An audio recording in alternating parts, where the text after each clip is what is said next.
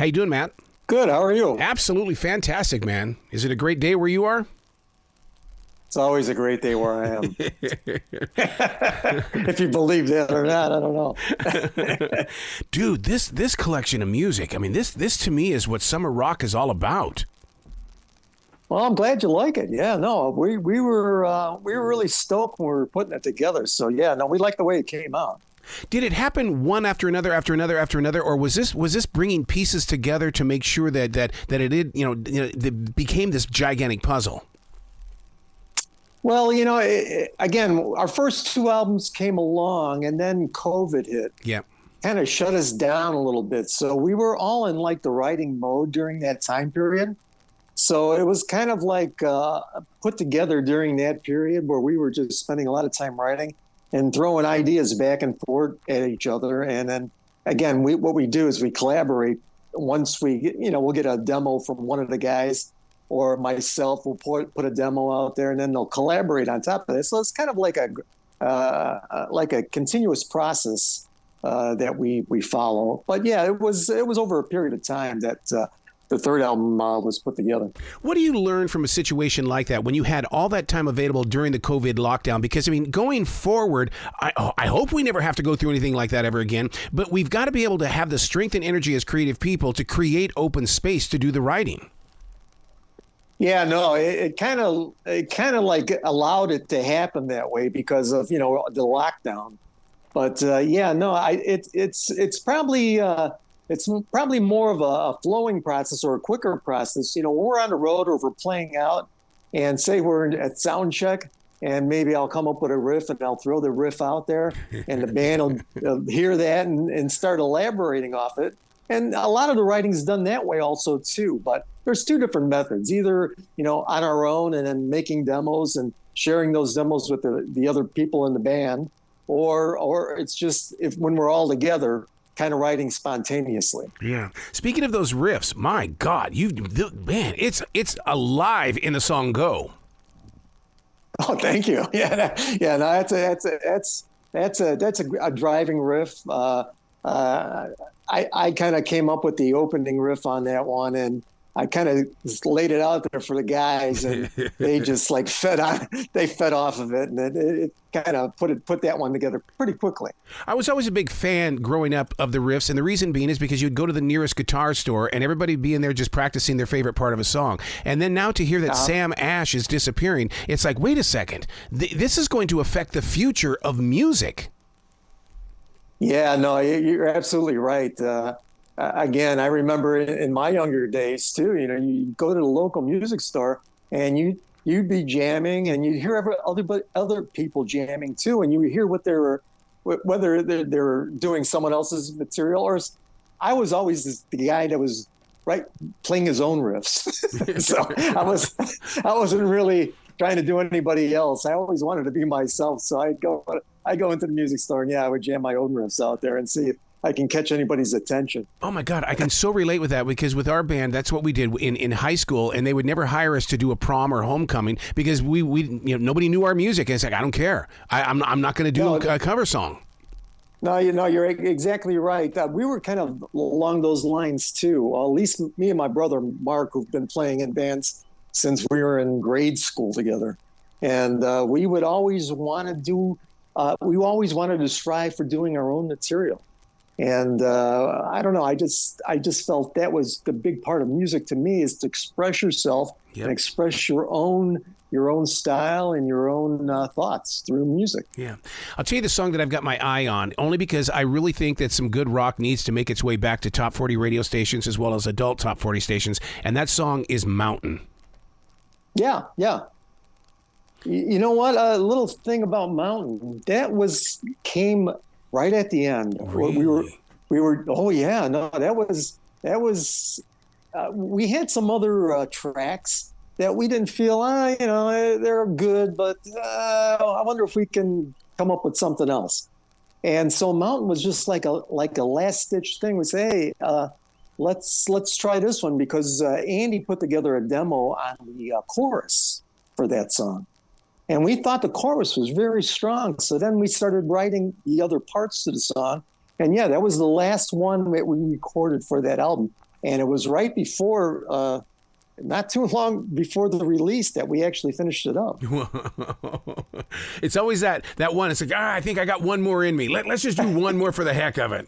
That's how that was. We heard Andy sent out a demo of the chorus, and we're going, that's different. What can we do with this? And we developed the song. Yeah, that's how it went down. Oh my God! So many listeners, they think, beginning, middle, and end. Okay, you got to start with the beginning. Oh, I can't do music because I can't get a beginning going. And yet, it starts off with the chorus, and all of a sudden, your song starts to take shape.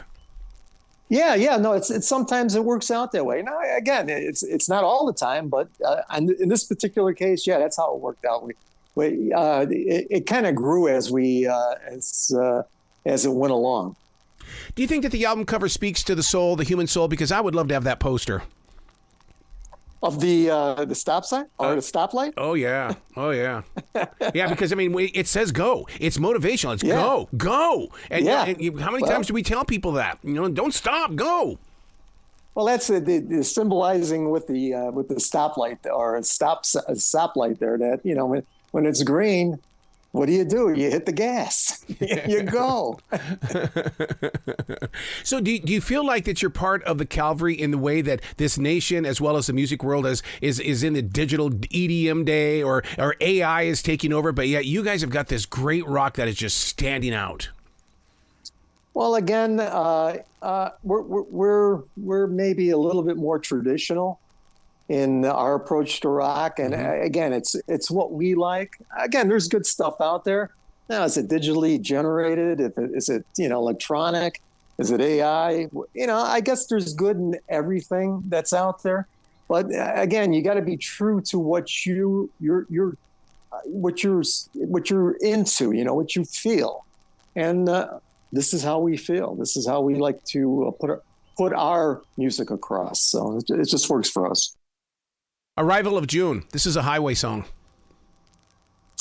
Yeah, that's an interesting one. I think we're trying to push maybe possibly for a video for that one. Really? That evolved. That was Andy's demo too, that we kind of gravitated towards, because it was a little different than what we were usually putting out, and we liked it for that fact. We liked the diversity of it, and it was just a little off center from maybe what we were originally doing on the first two albums. Yeah, it's stuck to my thinking, and all of a sudden I'm singing along. And it's like, wait, this is what music is supposed to be doing. It develops inside the listener. Exactly. I've always said that too. And I was like that too. When you do a lot of interviews and people ask you about your music, they always want to know, what were you thinking when you wrote it? And what I always say is, well, when you hear it, what are you thinking? Because that's what really counts. It doesn't matter what I was thinking when I wrote it. It matters, what does it make you feel? What are you thinking? And that's what music's about. It becomes more personal for you.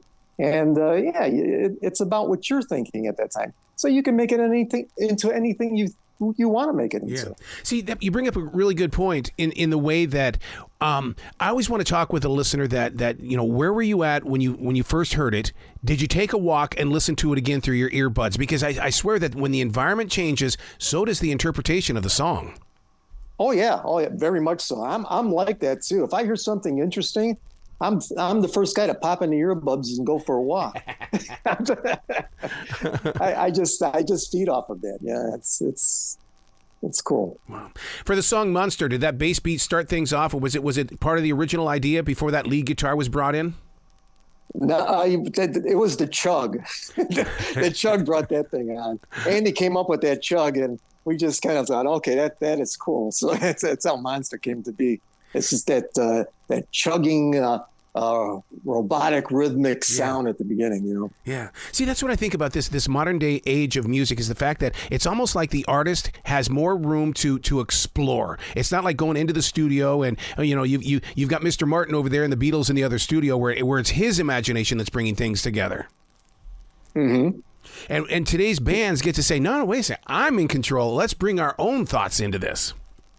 Well, yeah, I think it's a collaboration, and I think everybody has to have a good portion of the input in order for you to translate what you want to put across.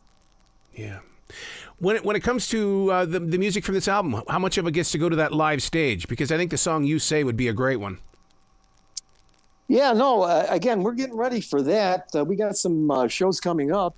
And I think we're always kind of cautious not to load it up too much with the newer material. But I'm sure we're going to be doing at least 3 or 4 off the new album. We'll lace them in. And then, again, as we move along and we see, the response we're getting from the number of downloads, we kind of look at the demographics and more, how many people are downloading each song. And we'll know which ones we should probably put into the set, because those seem to be the ones that people are listening to the most. Yep. Yeah. I was wondering if you guys played that game, because a lot of comedians do the same exact thing, where they've got to look at their analytics and find out, okay, I'm traveling to this city. This is what's been going on because this is what research has shown me. Well, yeah, the data's there for a reason, and I guess we should use it to our advantage. I don't see why we wouldn't. Again, we like to play every song, but again, if we're going to Cleveland and they want to hear You Say, we'll play You Say. Listeners are going to hate me if I don't bring up the song Come Alive, because, this one right here is the one that so many people are familiar with right now. Yeah. Come Alive is, off the second album there.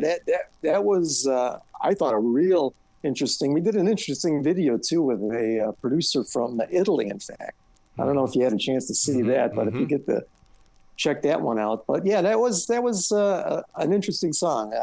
It's another one that, again, it's always in the set. It's always in the set. Well, see, I've always enjoyed watching the video, but I also like listening to it without the video, because when I'm watching the pictures, I'm starting. It's like going into a movie and you're being shown a storyline. Whereas when I listen to the music all by itself through the earbuds, it's like, oh my God, my head is creating the dang video.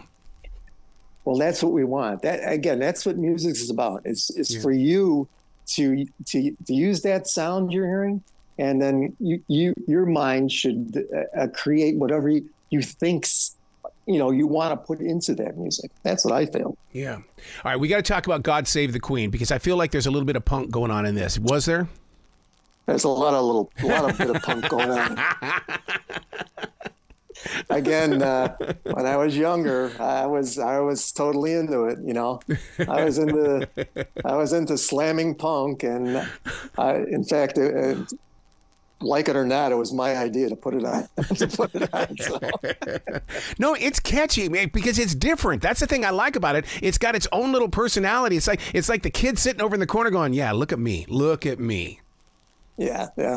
No, it was something I was into at a young age, and I just thought it would be cool to throw on the album, and I talked the other guys into it. Wow. So where can people go to find out more about the album, but more importantly, to buy merchandise? Because that's the one thing I really want to push. Get the merchandise.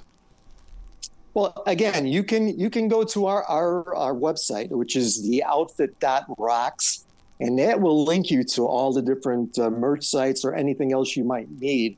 So you want to go to theoutfit.rocks, ROCKS.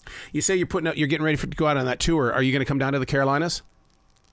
We'll try to. Right now, we're doing some Midwest shows. Okay. And we're hoping to get something going.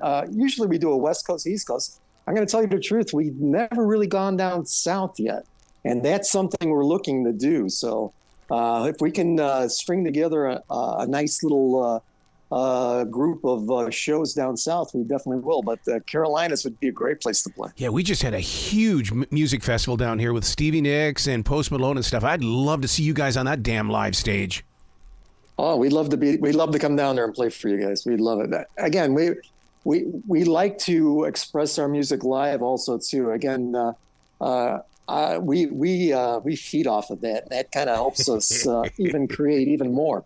Absolutely. Please come back to the show anytime in the future. The door is always going to be open for you, dude. Well, I appreciate that, and thank you very much for having me. And I appreciate you enjoying the album, and I really thank you for the opportunity to be on the show. Oh, it's gonna go camping with me, and when I go camping, we're gonna have it there, and we're gonna be playing it. Sounds good to me. Well, you be brilliant today, okay? Will do. You too.